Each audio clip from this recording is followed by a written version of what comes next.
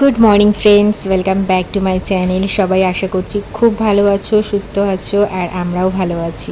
তো আজকে তোমাদের সাথে একটা ব্লগ শেয়ার করছি, যেটা আমার প্রায় ওই 6:30 থেকে 10টা অবধি যে রুটিনটা আমার চলে, ভীষণ বিজি শিডিউল চলে, সেটা তোমাদের সাথে শেয়ার করব।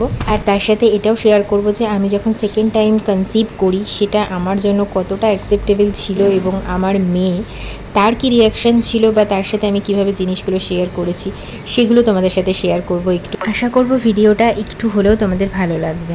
যাই হোক, সকালে উঠে যেরকমটা জল খাই, জল খেয়ে চলে এসেছি কিচেনে রান্না করতে, কারণ মিস্টার পলের ব্রেকফাস্ট, লাঞ্চ, ইভিনিংয়ের টিফিন সবটাই রেডি করে দিতে হয়। তো আজ এখানে আমি বানিয়ে নিচ্ছি রাইস দিয়ে, ভেজিটেবলস দিয়ে, তার সাথে একটু আলু দিয়েছিলাম, ফ্রাই করে নিয়েছি, পেঁয়াজ দিয়েছি, আর তার সাথে টোফু দিলাম।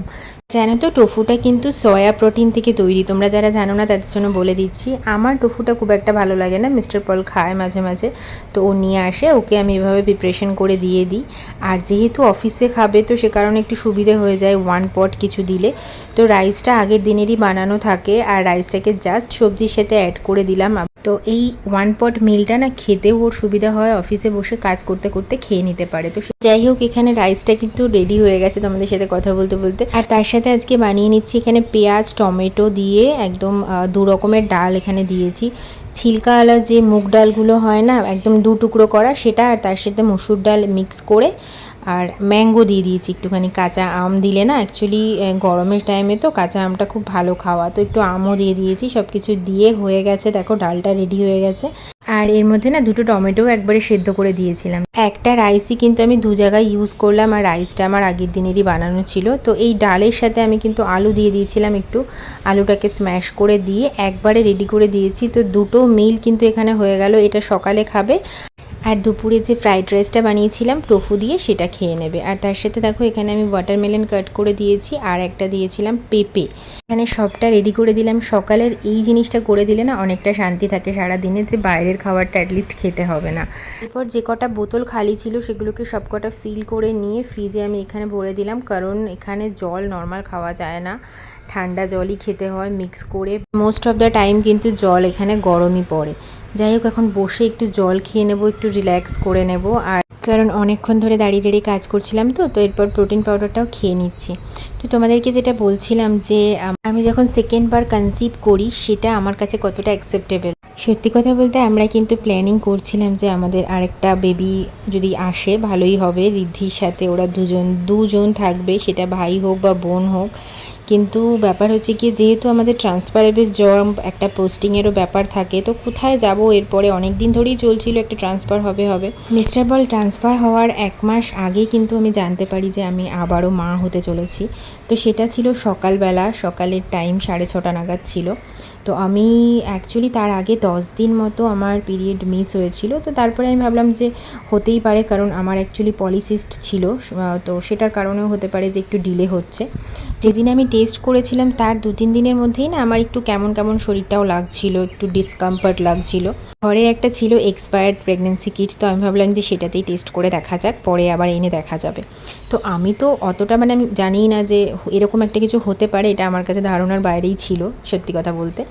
তো যাই হোক, টেস্ট করলাম, করে দেখলাম যে 2টো দাগ দেখাচ্ছে, যেটা হয়।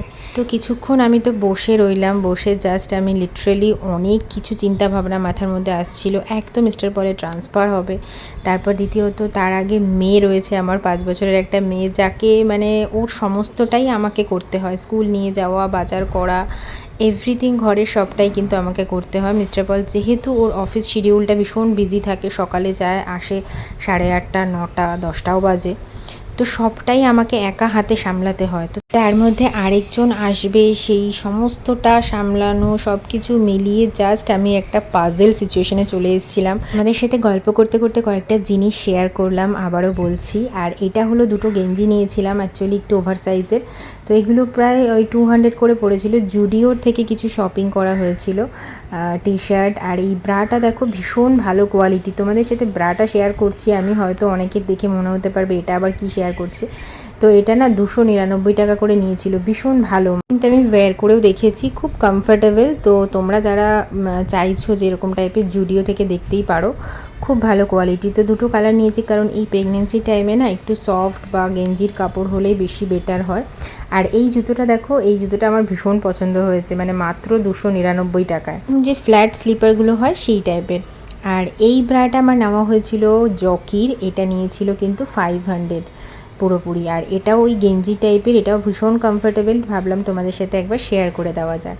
এটা তোমাদেরকে বলছিলাম যে ভীষণ পাজল সিচুয়েশনের মধ্যে চলে এসেছিলাম। আর এরপর মানে এটাই চিন্তা হচ্ছিল যে সবটা আমি কি করে একা সামলাবো, মানে ওকে স্কুল নিয়ে যাওয়া, সেই সময় অলরেডি ওর রানিং স্কুল চলছে, ওর এক্সাম আছে 2 মাস পর।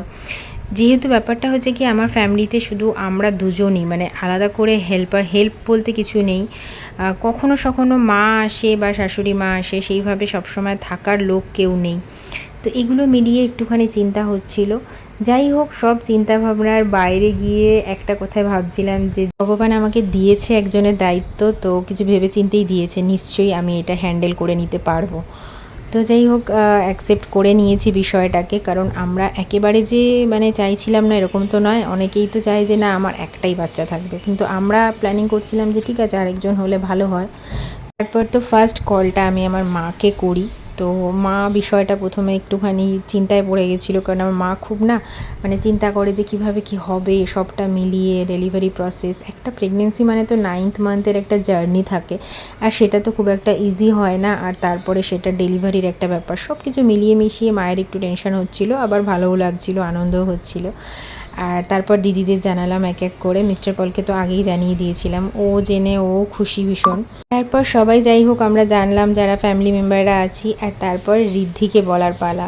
তো ও মানে ওকে কিছুদিন পর জানিয়েছি ধীরে ধীরে যে এরকম তোমার একটা ভাই বা বোনও আসছে।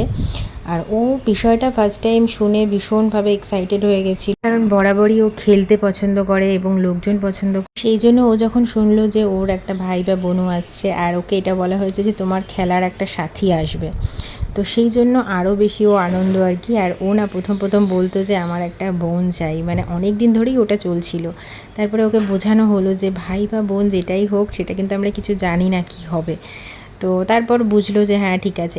এখন জানো তো কি বলে, এখন ও বলে যে শুধু বেবি বলে, মানে ভাই বা বোন কিছু বলে না। যদি আমার বাবা বা মা কখনো বলে যে ভাই আসছে, তখন ও বলে যে না না ভাই না, বলো যে বেবি। যদি গার্ল আসে সেই কিন্তু দুঃখ পাবে, তো আর যদি বয় আসে আমরা গার্ল বলি তাহলে দুঃখ পাবে। তো এই জিনিসগুলো ওর মধ্যে খুব কাজ করে, ও এখন বুঝতে পারে অনেক কিছু, অনেকখানি টাইম স্পেন্ড করে আমার সাথেও।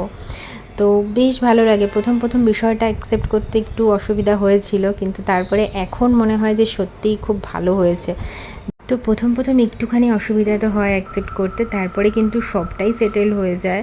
অবশ্যই কমেন্টস করে জানিও আজকে তোমাদের এই স্টোরিটা কেমন লাগলো। আর হ্যাঁ, তোমাদের সাথে ফার্স্ট ট্রাইমেস্টারের আমার এক্সপিরিয়েন্সটা শেয়ার করব যে আমার কীরকম কী হয়েছিল, তারপরে আমার পলিসিস্ট ছিল সেখান থেকে কিভাবে কনসিভ হলো, সব কিছু মিলিয়ে আমি তোমাদের সাথে একটা আলাদা করে ব্লগ শেয়ার করব। আর অবশ্যই কিন্তু তোমরা এই ভিডিওটা দেখে কমেন্টস করো। চলো নেক্সট দেখা হচ্ছে আরেকটা ভিডিওতে। Till then take care, by.